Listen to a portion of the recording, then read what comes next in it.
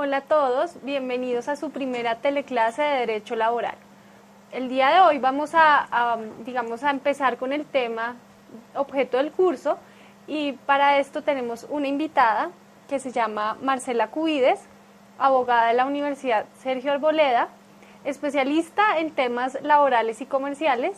En este momento es asesora jurídica de Constructora Fagala Limitada y viene hoy a acompañarnos para resolvernos algunas dudas de derecho laboral.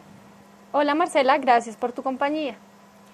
Hola Paola, gracias por tu invitación y espero poder colaborarles en el tema objeto de la presente charla. Entrando en materia, vamos a empezar con el tema de qué es el derecho laboral.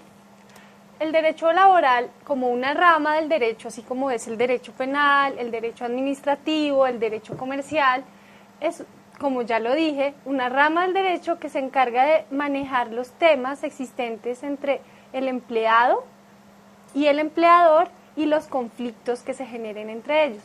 ¿Esto qué quiere decir? Que entre estas dos personas, cuando existe un contrato laboral, hay una relación, entonces el derecho laboral lo que hace es regular esa relación existente entre las dos partes, trabajador y empleador, y resolver los conflictos que se generan entre ellos, en la prestación del servicio y la remuneración generalmente. El derecho laboral es como el género y la especie es el contrato laboral. Nuestro Código Sustantivo del Trabajo, en su artículo 22, estipula qué es un contrato laboral. Y la definición que trae, los elementos fundamentales son, primero, que es un contrato por medio del cual una persona natural se obliga en un servicio de subordinación a favor del empleador y el empleador debe pagar una remuneración por ese servicio prestado. Más adelante, Marcela nos va a explicar bien cuáles son los elementos fundamentales del contrato y cuáles son los puntos importantes.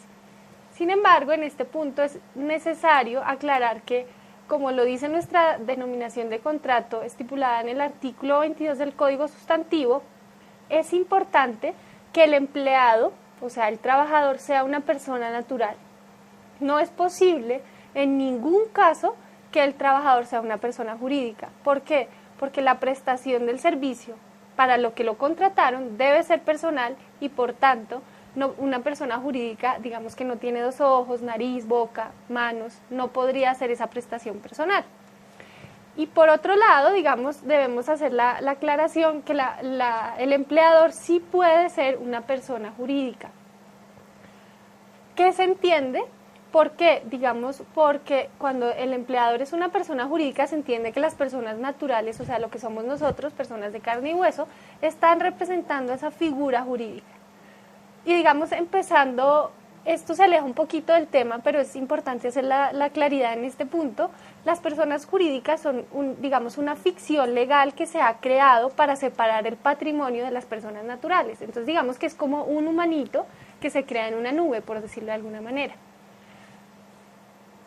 Teniendo como claro que el empleado debe ser una persona natural y que el empleador puede ser persona natural o persona jurídica, debemos tener adicionalmente a este concepto que nos trae el código, debemos tener claro que el contrato laboral tiene unas características.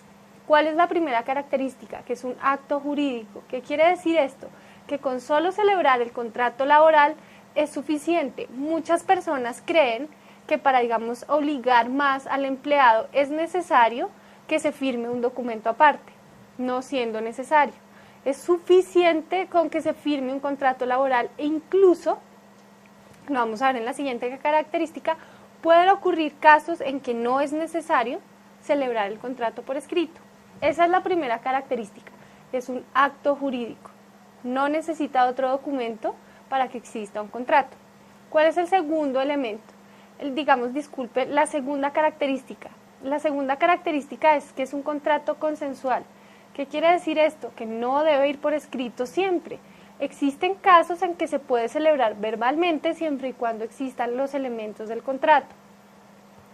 Esta consensualidad, digamos, no se puede promulgar en algunos casos específicos que nos los va a explicar Marcela, como son en el contrato a término fijo, que debe ir por escrito, el contrato laboral con, digamos, con salario integral debe ir por escrito, el periodo de prueba también debe ir por escrito. Sin embargo, si las partes desean hacerlo verbalmente, lo pueden hacer, pero se entiende que ese contrato celebrado es a término indefinido. Ya vamos a ver más adelante la explicación de esto. Otra de las características del contrato laboral es que es un contrato bilateral. ¿Qué quiere decir? Pues hay dos partes, como lo vimos antes, entonces está el trabajador, está el empleador y existe una relación entre ellos dos. Y surgen obligaciones para las dos partes. Y esa es la última característica, que es un contrato conmutativo. ¿Qué quiere decir? Que tanto para el empleador como para el trabajador surge una obligación. Para el empleador, retribuir el servicio prestado, pagar. Y para el trabajador, prestar un servicio que vaya acorde, digamos, con el salario que se le está dando. Entonces, para dejar claro este punto, retomemos. El derecho laboral es un conjunto de normas que regula la relación existente entre trabajador, empleador y los conflictos que se generan entre ellos. Ese es el género. La especie es el contrato laboral. ¿Qué es el contrato laboral? El contrato laboral es un contrato por medio del cual una persona natural de carne y hueso como nosotros se obliga con una persona que puede ser persona natural o persona jurídica en subordinación, y como contraprestación le deben pagar un salario, le deben pagar algo por prestar su servicio.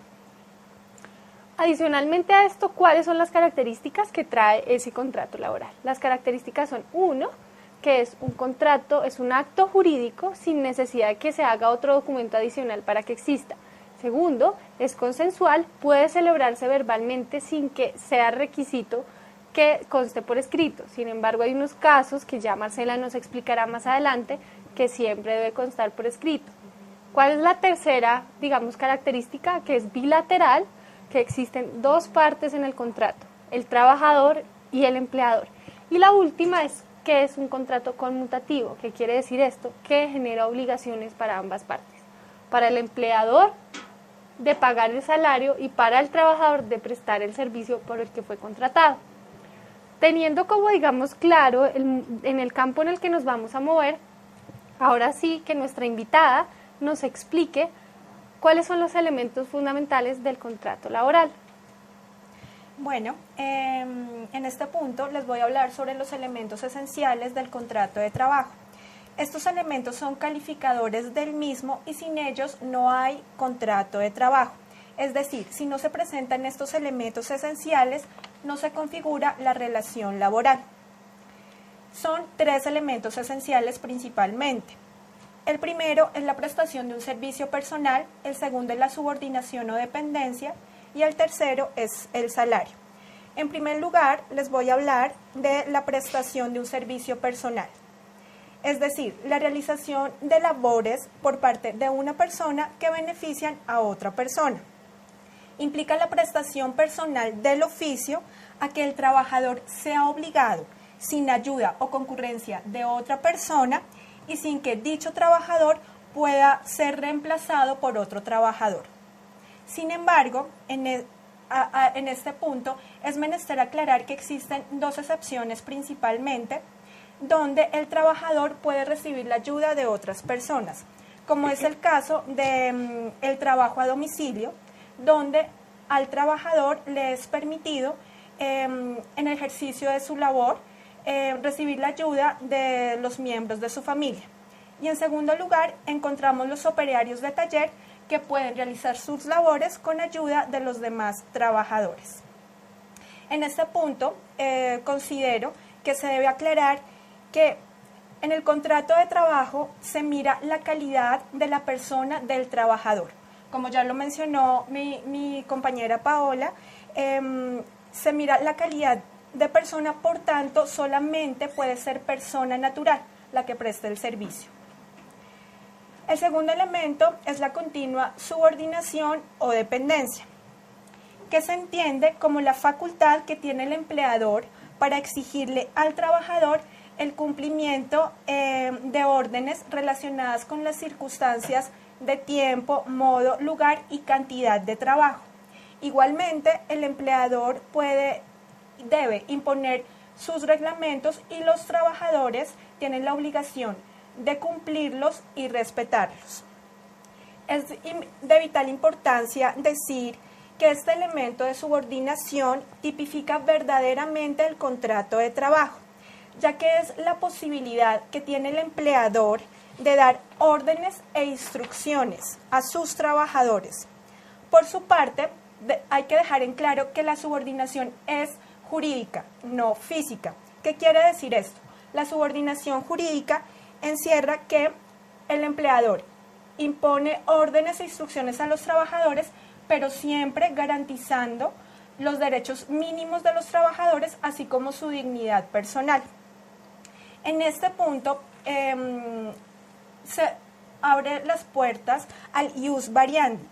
El ius variandi se deriva directamente del poder subordinante y se entiende como la posibilidad de modificar las condiciones inicialmente convenidas con el trabajador en materia de horarios, de funciones, de cargos, del lugar de trabajo, entre otros.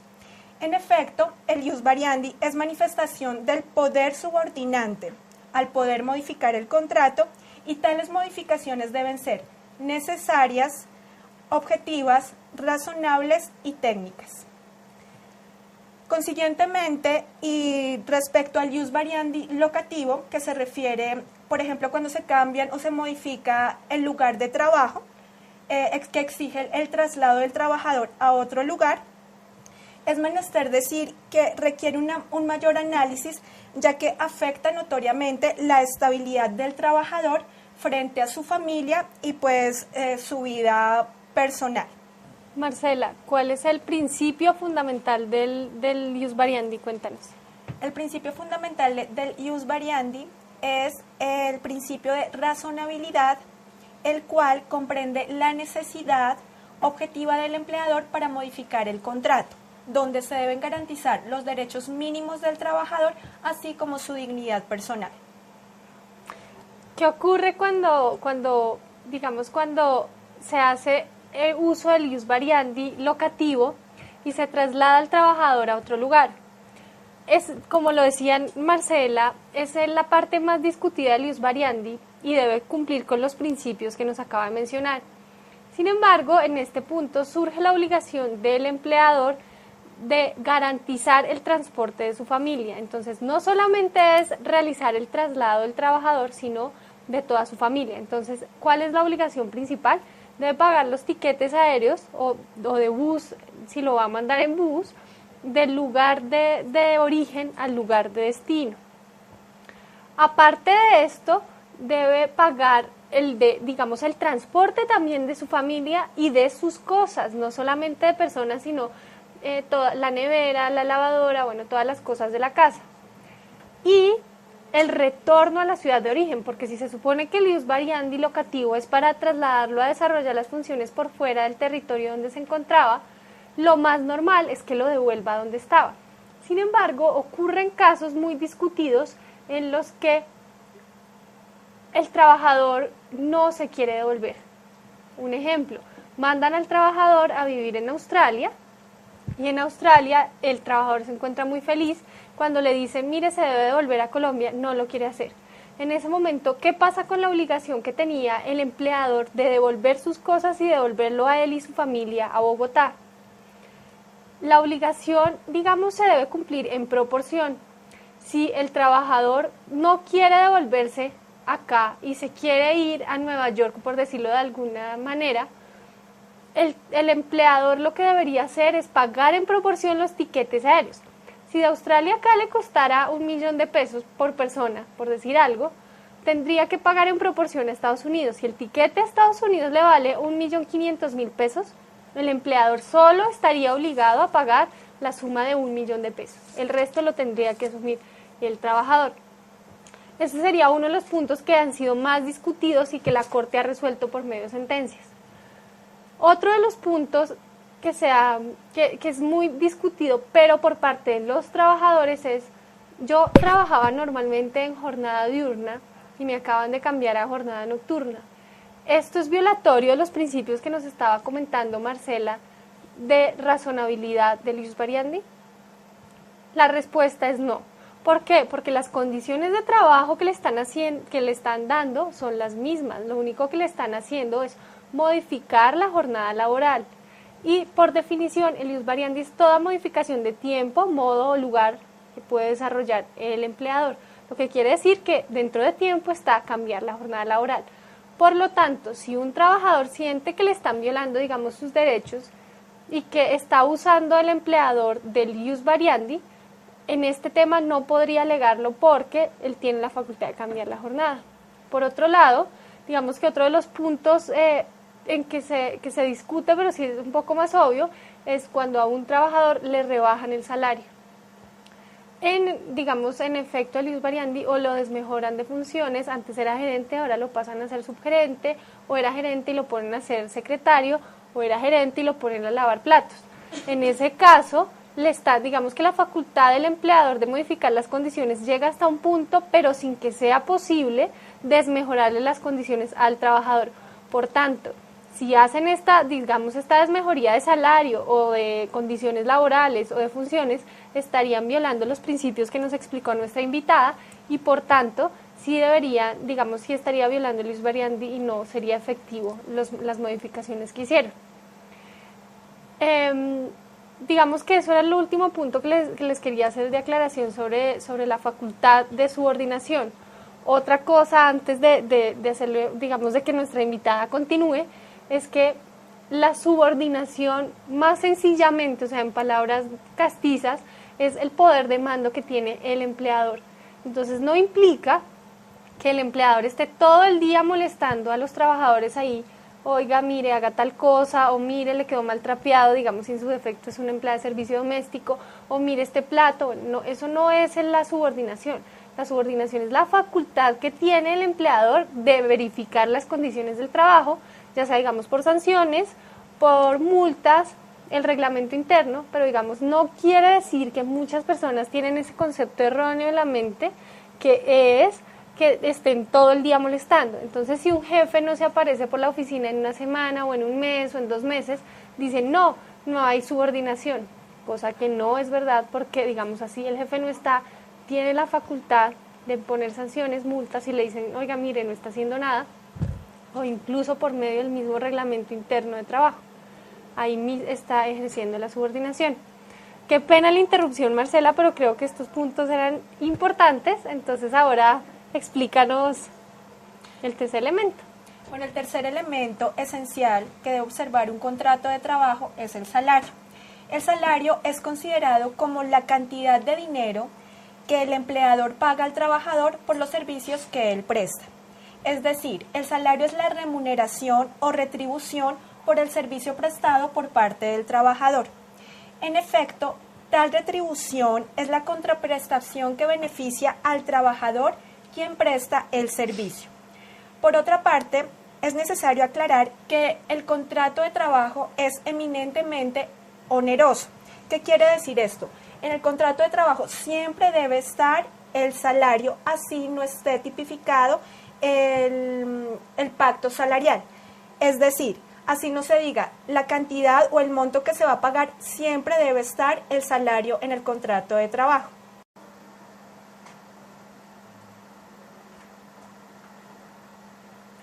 Marcela, qué pena interrumpirte, pero creo que es importante en este punto dejar claro que en nuestra definición de salario hay unos pagos que entrarían a constituir salario y hay otros que no entrarían a constituir salario.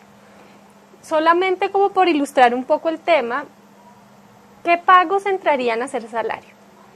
Entrarían a ser salario, digamos, las bonificaciones, las comisiones, los sobresueldos que se le den al trabajador de manera habitual. ¿Qué son comisiones, bonificaciones, sobresueldos? Digamos que lo importante de estos 3 conceptos es que son pagos que se le realizan al trabajador por desarrollar una buena función. Entonces, estos 3 pagos solo constituyen salario si se pagan de manera habitual. ¿Cómo se determina esta habitualidad? La habitualidad se determina en un año que sea pagado por más de la mitad del tiempo, o sea, por la mitad, más de 6 meses. ¿Qué otros pagos podrían entrar a ser salario? Podrían entrar a ser salario los pagos que realicen por primas extralegales, siempre y cuando éstas sean habituales. Podrían entrar a ser salario, digamos, los pagos que se realicen por viáticos de alimentación y alojamiento. Sin embargo, sobre este punto hay que tener especial cuidado porque los pagos que se hagan por viáticos de alimentación y alojamiento inicialmente no constituirían salario. Sin embargo, si son habituales, como lo decíamos antes, en un año se pagan por más de 6 meses, estos viáticos sí serían salario, pero solamente respecto a esos dos temas, alimentación y alojamiento. En el resto de casos, nunca serían salario. Esos son unos ejemplos de qué pagos constituyen salario. Por otro lado, tenemos qué pagos no constituyen salario nunca. Obviamente, digamos, las prestaciones sociales nunca constituyen salario, tampoco constituyen salario los pagos que se le hacen al trabajador para que realice su función. Entonces, si digamos es un constructor y le dan 100.000 pesos para que vaya a comprar arena, ese pago no constituiría nunca salario, así se lo den todo el año, todos los meses. Tampoco constituyen salario los viáticos de representación y transporte, nunca, así sean habituales. Recuerden que antes dijimos que los viáticos de alimentación y alojamiento, si son habituales, sí constituyen salario. En este caso, así los de transporte y representación sean habituales, nunca constituyen salario. ¿Qué otros pagos no constituyen salario? Las propinas nunca constituyen salario, nunca. ¿Por qué? Por disposición de ley y además porque las propinas no las paga directamente el empleador. Por otro lado, hay otros pagos, digamos, que no constituyen salario, que sería, por ejemplo, los pagos a los que renuncia el trabajador expresamente en el contrato. Me imagino que ustedes deben estar pensando como, pero si uno de los principios del derecho laboral es que no se puede renunciar ni se pueden desmejorar las condiciones de los trabajadores, ¿cómo se permite que un trabajador renuncie a un pago, digamos, para que constituya salario? ¿Qué es lo que ocurre? Que, digamos, ese principio de irrenunciabilidad o de no ceder, a que se refiere, digamos, el tema de los salarios, es una cosa diferente y, por tanto, digamos, el salario como tal no se puede renunciar nunca. Sin embargo, el salario está nutrido por muchas columnitas que le van inyectando agua, por decirlo de alguna forma. Ese salario se puede renunciar a una de esas columnas, o sea, que uno de los pagos constituya el salario. Sin embargo, al salario como tal nunca se puede renunciar. Por otro lado, digamos, tenemos un temita pequeño, que es importante que lo veamos acá, que es el salario en especie. ¿Qué ocurre con el salario en especie? Cuando, digamos, se acuerda entre las partes que van a pagar en comida, en alojamiento o en cosas que no se representan en plata, sino que son cosas materiales. ¿Qué ocurre? Digamos que aquí hay una división. Las personas que del salario es menor de un salario mínimo legal mensual vigente y las personas que tienen más de un salario mínimo legal mensual vigente. Las personas que tienen menos de un salario no pueden estipular nunca en un contrato que el salario en especie sea más del 30%. Y por otro lado, las personas que tienen más de un salario mínimo pueden estipular que sea hasta el 50%. Entonces, digamos que para las personas de menos del mínimo, hasta 30% y de más de un mínimo hasta el 50%. Entonces, dejando como esto claro, quiero hacer como un resumen de lo que llevamos hasta acá con respecto a los elementos esenciales del contrato. El primero es la prestación personal del servicio, que la debe hacer, digamos, el trabajador. El segundo es la subordinación, que es, digamos, la facultad que tiene de mando el empleador. Y la última, el salario, que son todos los pagos que se realicen al trabajador como retribución de su servicio. Ahora vamos, digamos, a continuar con nuestra invitada, que nos va a explicar cuáles son las partes del contrato laboral. Teniendo en claro la definición del contrato laboral y de los elementos esenciales que anteriormente hemos revisado, En esta parte es necesario hacer referencia, como bien lo dijo Paola, a las partes que intervienen en el contrato laboral. Son dos partes. Primero el trabajador, segundo el empleador.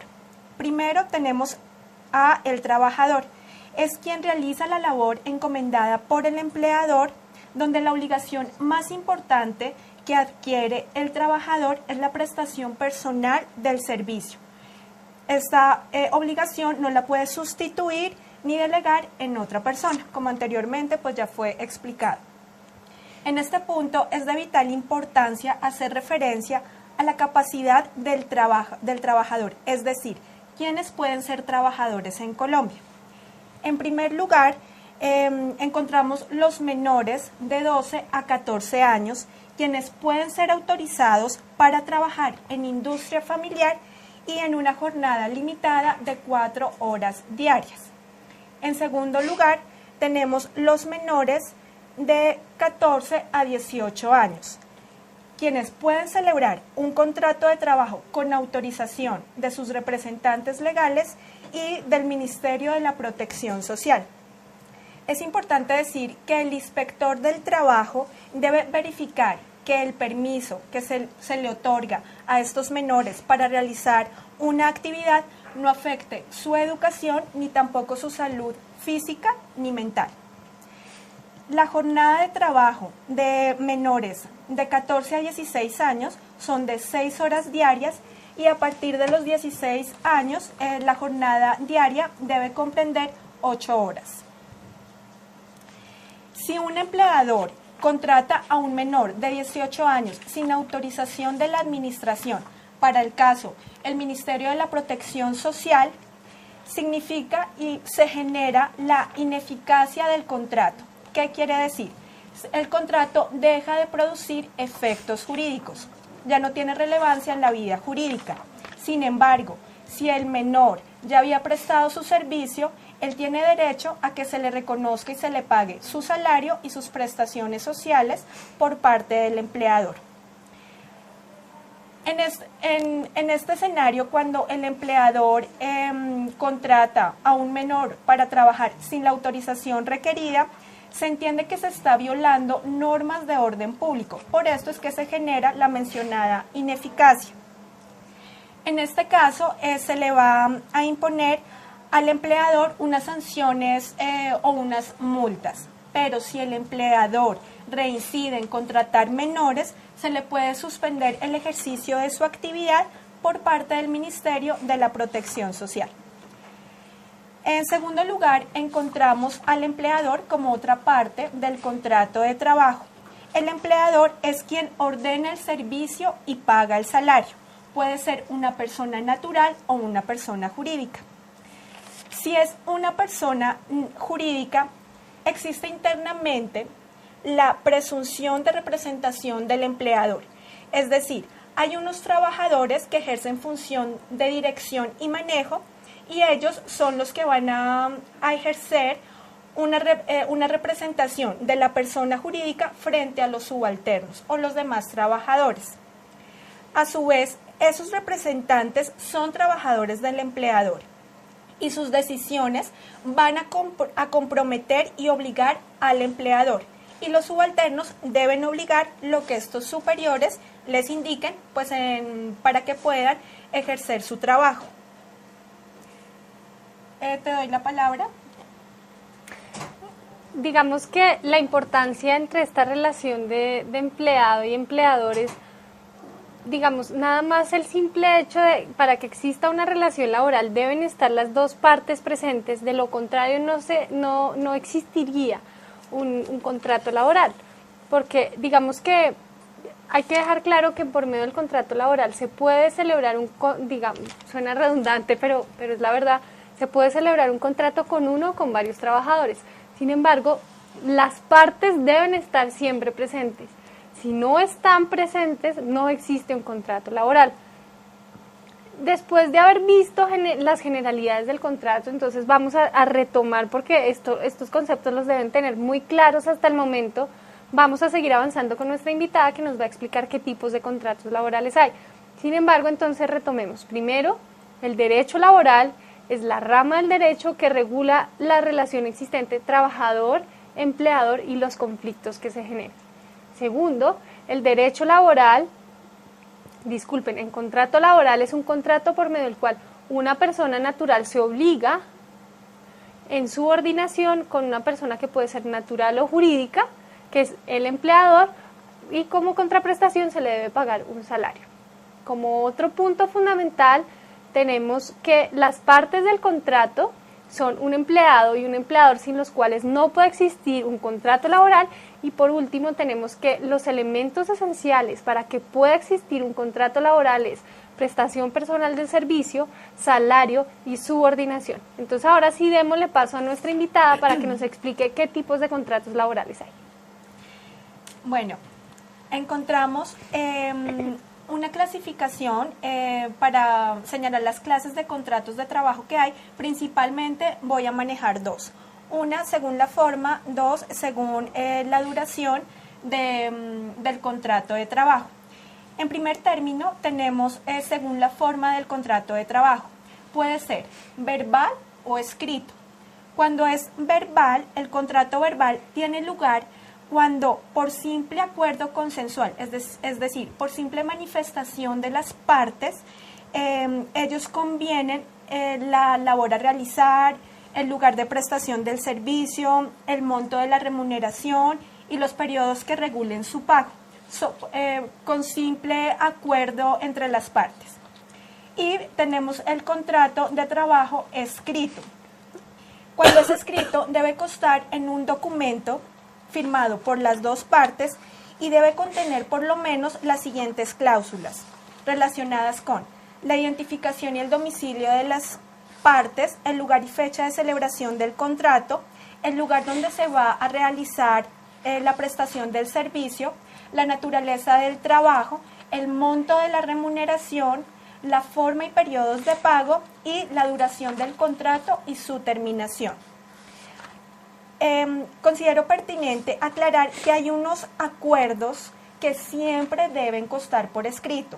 Estos son el periodo de prueba, el salario integral y los pagos que por acuerdo entre las partes no constituyen salario dentro del marco legal, como ya anteriormente Paola se los indicó.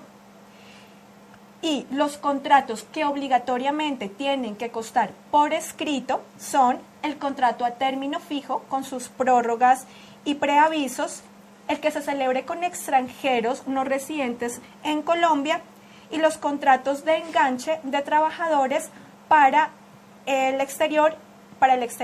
Aquí encontramos el contrato de aprendizaje que debe constar por escrito, pero vale aclarar que nunca se va a considerar como un contrato de trabajo.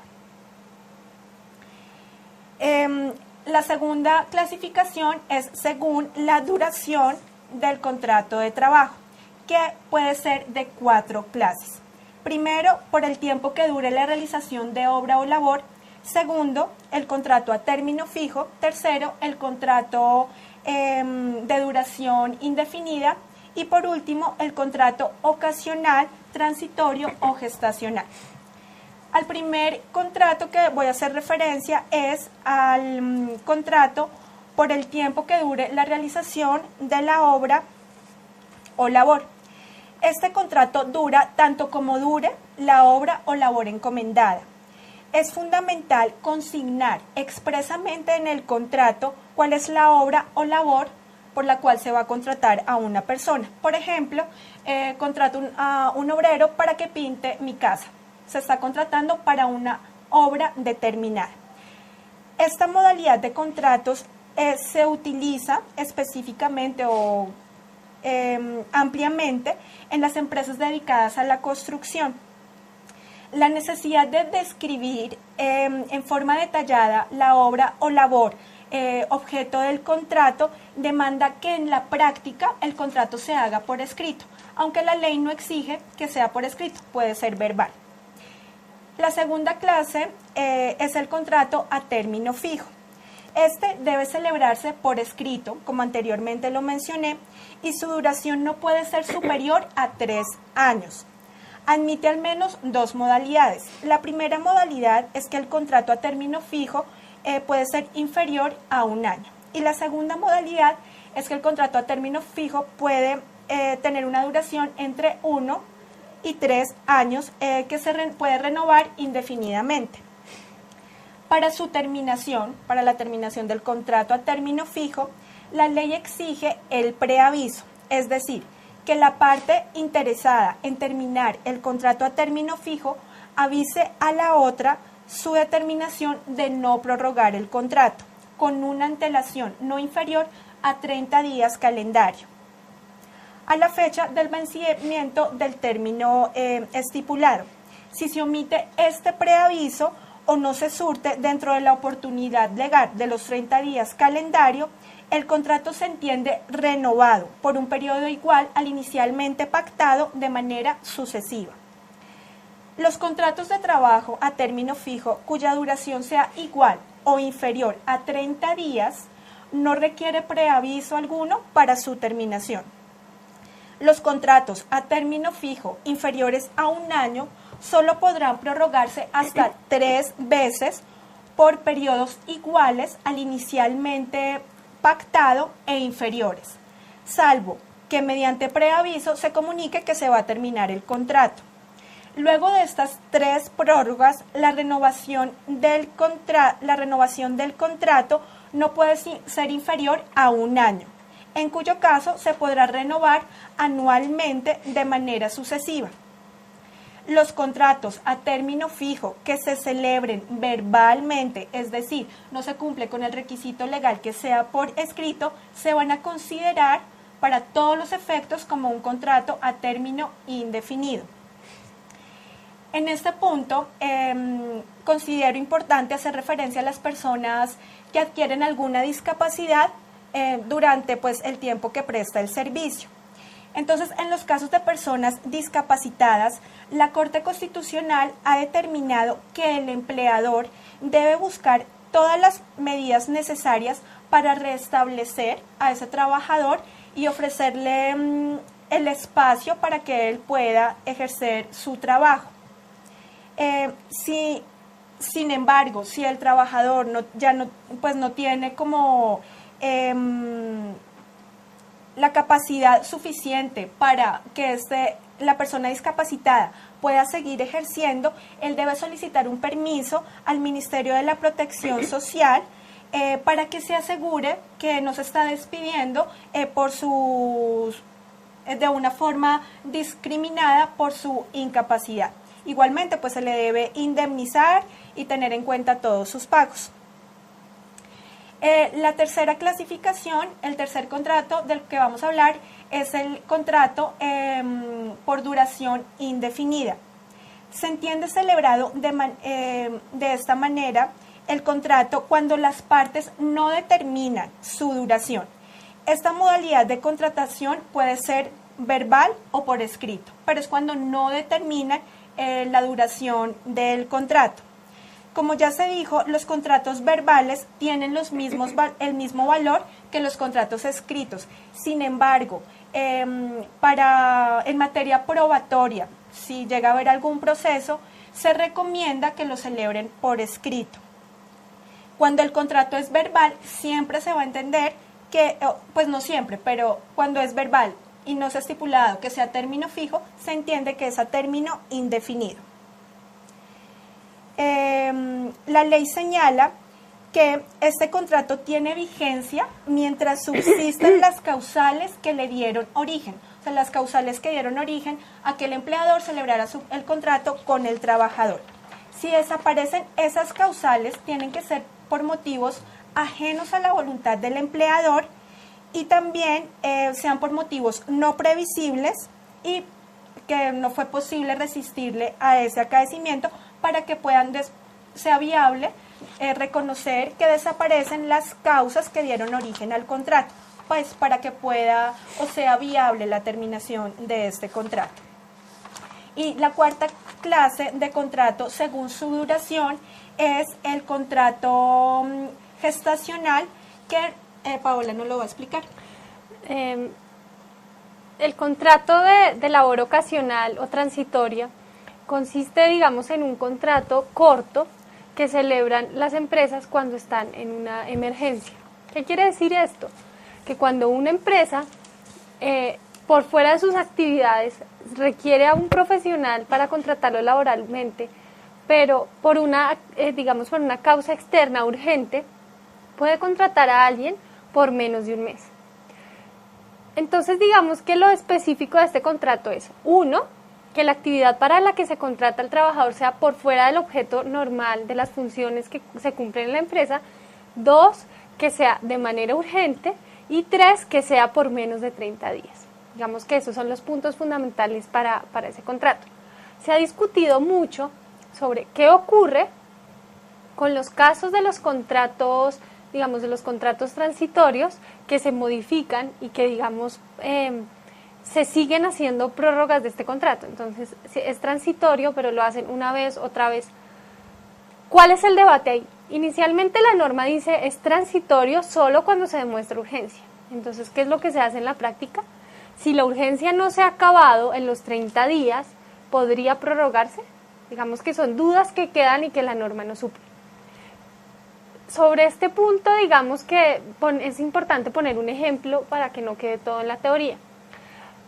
Un trabajador, digamos una empresa normal, trabaja en la Nacional de Chocolates.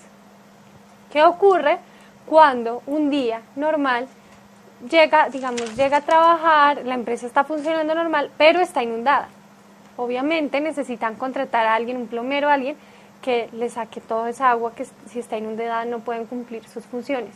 Esa persona que contratan, digamos, para digamos, salir de esa emergencia que es, se está inundando toda la fábrica, los chocolates se nos van a dañar, esa persona la podrían contratar por un contrato, digamos, laboral, de labor ocasional o transitoria. ¿Qué ocurre con estos contratos? Lo que decíamos, si en 30 días el trabajador no ha logrado desinundar todo, ¿podría hacerse una prórroga? Sobre digamos, ya que vimos la clasificación de los contratos, encontramos que hay generalmente cuatro contratos laborales. 1, a término indefinido. 2, contrato a término fijo. 3, contrato de obra. Y 4, labor transitoria.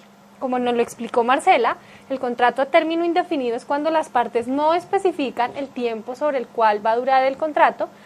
El contrato a término fijo puede ir, digamos, de 0 días o de 1 día a 3 años, y es en el que las partes dicen cuánto va a durar y por tanto brinda más flexibilidad al empleador para, en el tiempo, digamos, que se cumpla el contrato, decirle a su trabajador hasta luego, siempre y cuando haya cumplido con el requisito de entregar el preaviso 30 días antes. Si se le olvidó entregar el preaviso 30 días antes, no hay nada que hacer, el contrato no se puede dar por terminado. En este punto del contrato a término fijo, quiero recalcar algo que ya les dijo Marcela, pero que es muy importante, y es que el contrato a término fijo no se puede prorrogar por más de 3 veces. A la 4ª prórroga, el contrato no puede ser inferior a 1 año. Entonces, ¿qué ocurre en la primera prórroga, digamos? Puede ser que el contrato fuera 8 meses y al empleador se le olvidó avisar 30 días antes que se acaba el contrato. Eso quiere decir que se renueva por un término igual. En la primera prórroga también pudo haber ocurrido que no le avisaran, que le avisaran 30 días antes que se acababa el contrato, lo que quiere decir que el contrato se acabó. O la otra es que, digamos, dentro de esos 30 días que tenía el empleador, puede haber modificado el tiempo de ejecución del contrato. Entonces, digamos, lo pudo haber pasado de 8 meses a 3 meses o de 6 meses a 3 meses, y digamos, esos tres caminos o vías puede tomar el empleador en el momento en que se vaya a terminar, digamos, el plazo del contrato a término fijo. 1, avisar 30 días antes. 2, no avisar y se entiende prorrogado por el mismo tiempo.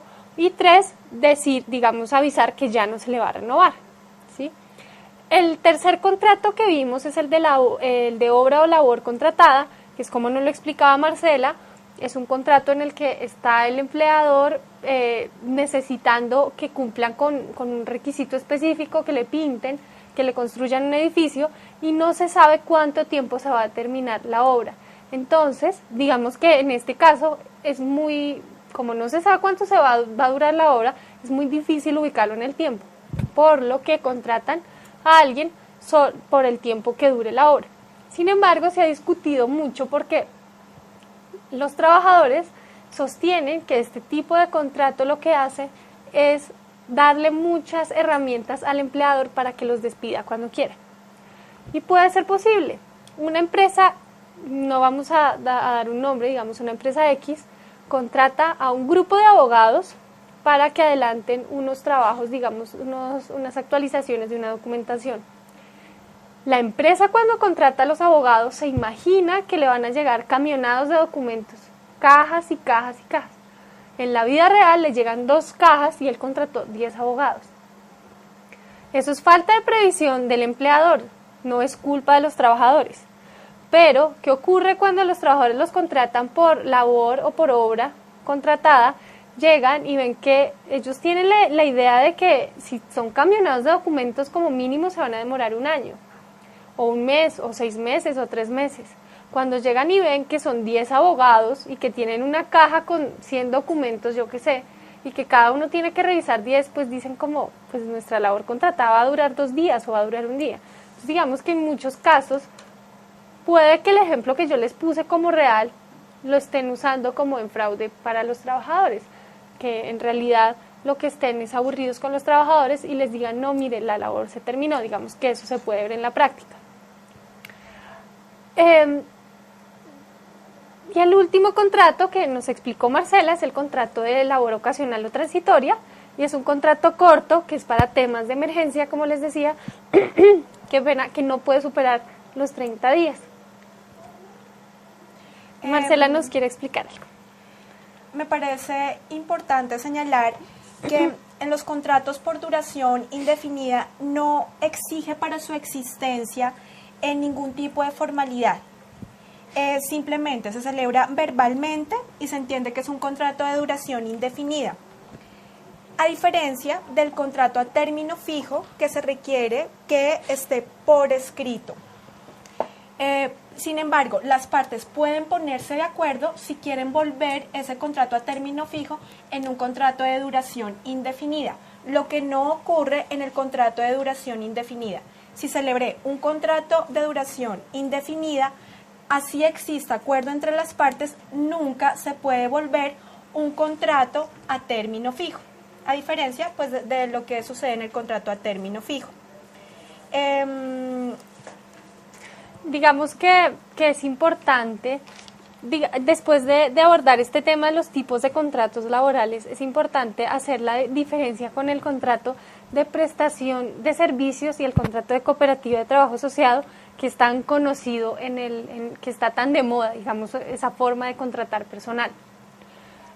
Estos contratos, vale decirles y aclararles que nunca, no son contratos laborales, o sea, no se dejen convencer que son los tipos de contratos laborales, no. ¿Cuál es la definición de un contrato de prestación de servicios? Se contrata a una persona para que preste sus servicios personalmente, ¿sí? Pero no hay subordinación porque se está contratando para que realice un producto, un resultado. ¿Qué podría hacer, digamos, el empleador, entre comillas, o la persona contratante? Verificar si se cumple con las condiciones mínimas, si le manda a fabricar zapatos, pues que tengan suela, que estén bien hechos, que estén bien cosidos, que no se empiecen a deshacer en el momento en que llueva. ¿Sí? Eso lo podría hacer en un contrato de prestación de servicios. Es el resultado como tal el que verifican que se haya cumplido bien. Si verificamos los 3 elementos del contrato laboral, vemos que 1, la prestación personal de servicio, bueno, la encontramos ahí. 2, el salario, bueno, digamos que sí le pagan algo, pero el elemento que nunca encontramos es la subordinación, porque en el contrato de prestación de servicios lo que se mide es el resultado y no se está haciendo como énfasis y verificación en lo que está cumpliendo. Recuerden que cuando Marcela nos explicó, la subordinación es la facultad de mando que tiene el empleador, así no esté presente, pero digamos por medio de reglamentos, de sanciones, de inferiores jerárquicos que lo puedan mandar a uno, está ejerciendo esa facultad. Cuando hay un contrato de prestación de servicios, en este contrato es diferente, porque está el salario, digamos, la prestación personal porque tiene que hacer algo, pero no hay nadie que lo esté vigilando. Puede trabajar incluso en el baño, en pijama, en chancletas, como quiera trabajar, ¿sí? No tiene que cumplir ningún horario, no tiene que cumplir, no le podrían decir como usted tiene que vestirse elegante para trabajar porque no es un contrato laboral. Eso digamos que es la forma, digamos, de un contrato de prestación de servicios según lo define nuestra ley. Sin embargo, ¿cómo se aplica en este momento? Actualmente los contratos de prestación de servicios son disfrazados y en realidad sí son un contrato laboral, si encontramos los tres elementos. Entonces, ¿qué es lo que dice la Corte que se debe hacer? El Ministerio debe quitar la mentira, debe, digamos, levantar el velo y ver que en realidad sí hay un contrato laboral. Si ustedes como trabajadores verifican que ustedes firmaron, digamos, un contrato de prestación de servicios en el cual no tienen derecho a prestaciones sociales y verifican los tres elementos que Marcela nos explicó el día de hoy, verifican que están los tres presentes, estamos frente a un contrato laboral, así digamos en el mismo contrato se haya dicho que es otro tipo de contrato, o sea, prestación de servicios, porque prevalece la realidad sobre la forma. En este caso, digamos, tendrían que ir al ministerio, demostrar que están los tres elementos y el empleador sería, digamos, sancionado y tendría que pagar todos los pagos que constituirían prestaciones sociales. Por otro lado, encontramos otro contrato que también se está usando mucho en la actualidad para contratar personal, que es el contrato de cooperativa de trabajo asociado, por medio de una cooperativa contrata. ¿Cómo sería el funcionamiento de una cooperativa? Legalmente las cooperativas de trabajo asociado son una agrupación de personas que, digamos, inicialmente son personas de la misma profesión y se alían o se unen o se asocian para desarrollar esa actividad, para obtener lucro y para repartirse entre todos esa plata que están ganando, esas utilidades. ¿Cómo se realiza en la práctica? Digamos, lo que acabamos de ver es cómo es teóricamente el contrato de cooperativa asociada, pero en la práctica, ¿cómo funciona? El contrato de cooperativa de trabajo asociado es, en este momento, ¿cómo lo utilizan? Llaman gente, trabajadores, les piden como una suma de dinero para que se asocien, los asocian por esa suma de dinero y después, supuestamente, les pagan un salario, pero en realidad, jurídicamente, ¿qué es ese salario? Es el reparto de utilidades que supuestamente se debía hacer en el contrato. ¿Sí? Si un trabajador aporta, digamos, 100,000 pesos al ingreso, tendría que, ese salario sería como la retribución de ese aporte. Sin embargo, pues si uno hace cuentas de 100,000 pesos y le pagan un salario de 1.500.000, como que no cuadra la cosa ahí. Sin embargo, eso es lo que está ocurriendo en este momento. Ocurriría lo mismo que en el contrato de prestación de servicio. Prevalece la realidad sobre la forma. Así el contrato digan que es de cooperativa de trabajo asociado, si se demuestran los tres elementos, prestación personal de servicio, subordinación y salario, estaríamos frente a un contrato laboral. Digamos, ¿qué elementos en realidad el contrato de cooperativa de trabajo no tendría? Salario, no existiría el salario. ¿Por qué? Porque es un reparto de utilidades. La prestación de personal de servicio, digamos que sí podría existir, y la subordinación no existiría tampoco, porque si nos estamos asociando abogados, por un ejemplo, para prestar nuestros servicios, pero unidos, como para ganar plata, no habría superior jerárquico porque todos nos estamos asociando en igualdad. Digamos que eso es una forma de funcionamiento de la cooperativa de trabajo asociado hoy en día.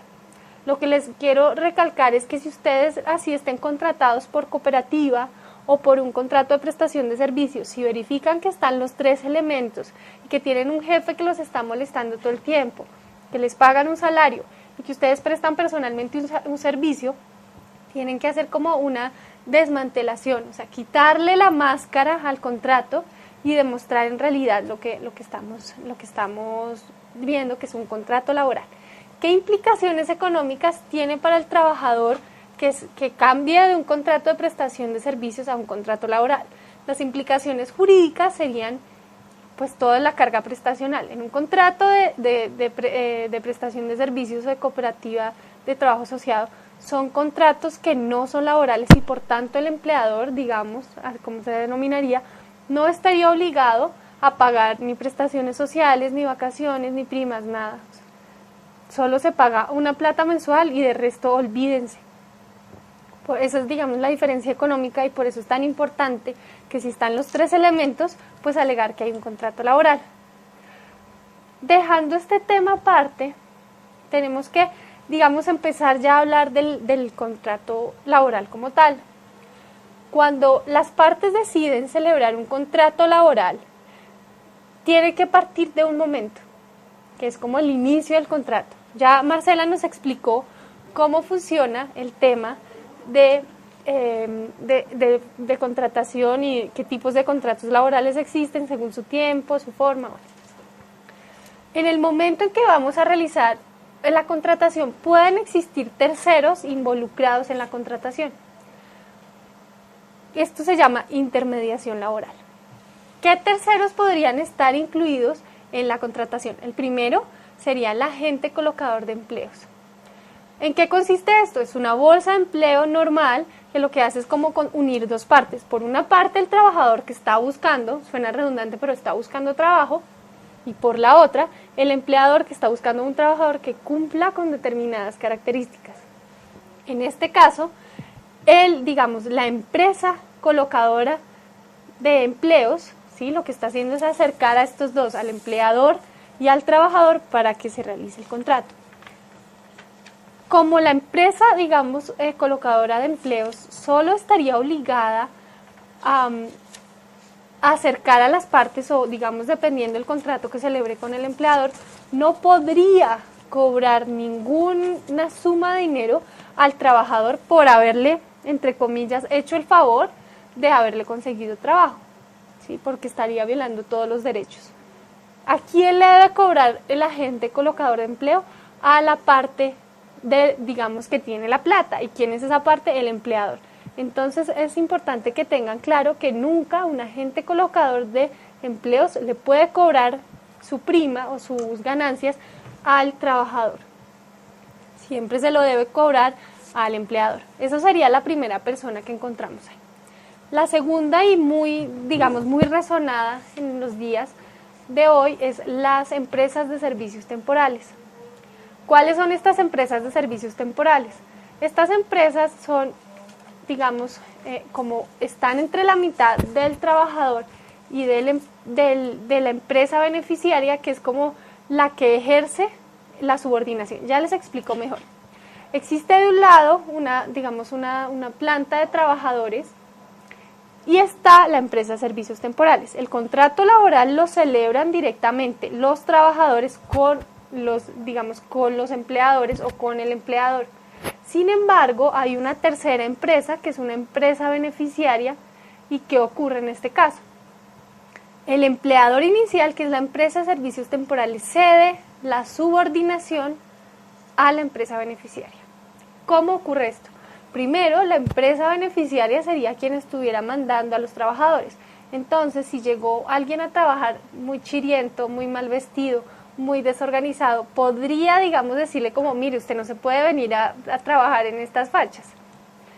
También podría decirle, usted tiene que venir a trabajar de 8 de la mañana a 6 de la tarde, estas son las funciones que usted debe cumplir, ese es su puesto de trabajo, eso es como todo lo que usted debe hacer. Eso lo podría hacer la empresa beneficiaria. Sin embargo, ¿quién paga los salarios? ¿Quién despide al trabajador? ¿Quién decide si le hace ascensos? Solamente lo decide la empresa de servicios temporales. Se supone que máximo un trabajador puede estar con una empresa de servicios temporales por un año. Sin embargo, ¿cuál es el truquito que le sacan a la norma? El truquito que le sacan a la norma es que si cambia el objeto, usted puede estar por más tiempo. Entonces, ¿qué es lo que hacen las empresas temporales de servicio? Cambian el objeto del contrato y mantienen a los trabajadores por mucho más tiempo. Digamos, ¿por qué se estipuló este corto tiempo en estas empresas de servicios temporales?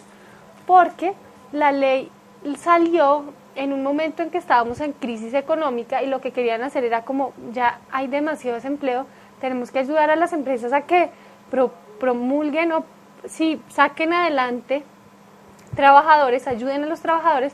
Entonces necesitamos que de alguna manera empiece a funcionar otra vez la economía del país.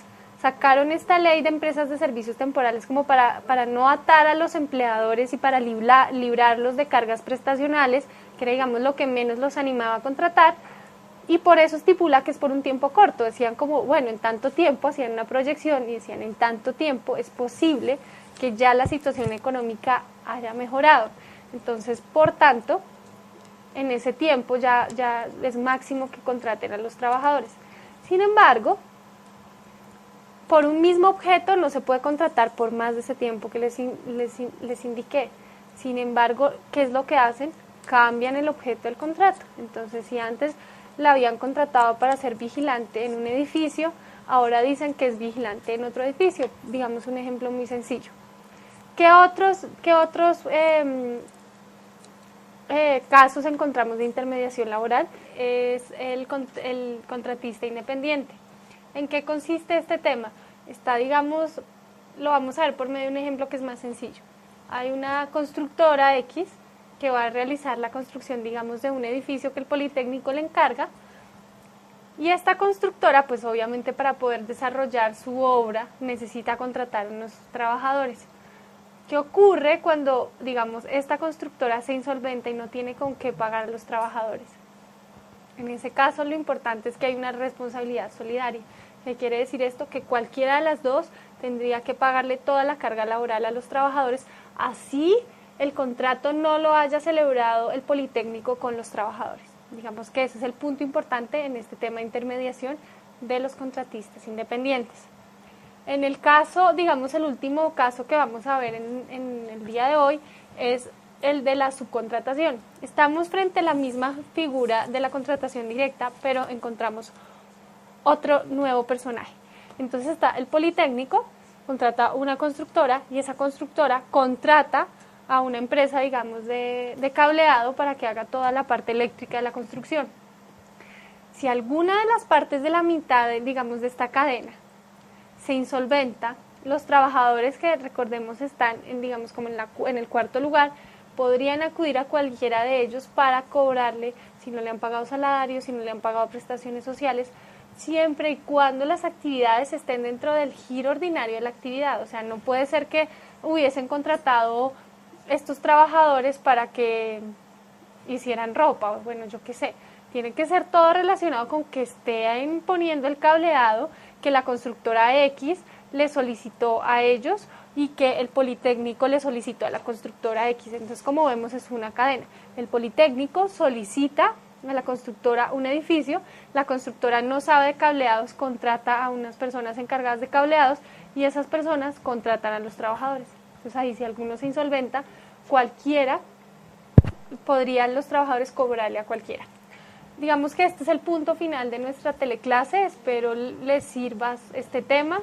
La próxima teleclase vamos a ver el tema, digamos un tema que está, pues ha revolcado mucho el escenario jurídico mundial y es el de acoso laboral. Entonces los espero en la segunda teleclase. Muchas gracias, Marcela, por habernos acompañado.